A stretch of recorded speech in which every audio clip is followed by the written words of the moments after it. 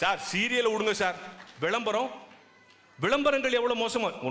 ஒரு பையன் போய் ஒரு பொண்ணுகிட்ட என் கூட காப்பி சாப்பிட வரியான்றான். அந்த பொண்ணு சொல்லுது, நீ பல்லு சரியாக வளர்க்க மாட்டேன், நான் அவன் கூட வர மாட்டேன்ட்டு. அடுத்த நாள் ஏதோ ஒரு பேஸ்ட் எடுத்து பல்லு வளர்க்குறான். அந்த பொண்ணு அவனோட காப்பி சாப்பிட போகுது. அவன் என்ன நினச்சி இப்படி போடுறான்னா, இப்படி போட்டால் நிறைய பேர் இந்த பேஸ்ட்டை வாங்குவாங்க நினச்சி அவன் போடுறான்.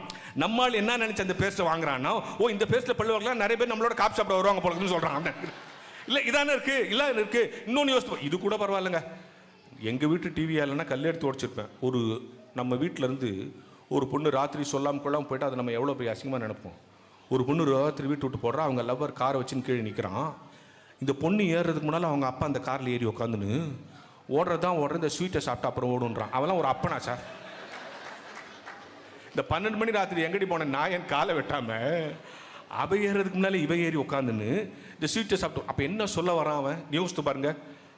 எல்லாம் இந்த ஸ்வீட்டை சாப்பிட்டு வீட்டு விட்டு ஓடுவாங்கன்னு சொல்லுவானா? இத்தனை சிரமங்களுக்கு மத்தியிலும் இந்த சமூகம் இலக்கியத்தையும் கழகங்களையும் பட்டிமன்றங்களையும் கவியரங்கங்களையும் கருத்தரங்கங்களையும் 20 ஆண்டுகள் நடத்தினோம் என்று படமெடுத்து போட்டு காட்டினீர்களே, என்ன பொருள்? இந்த சவால்களை எல்லாம் சந்திக்க எல்லா ஊரிலும் ஒரு தமிழ் அமைப்பு இருக்கிறது என்பதானே பொருள். அப்ப சவால் வளர்ந்திருக்கிறது தானே பொருள்.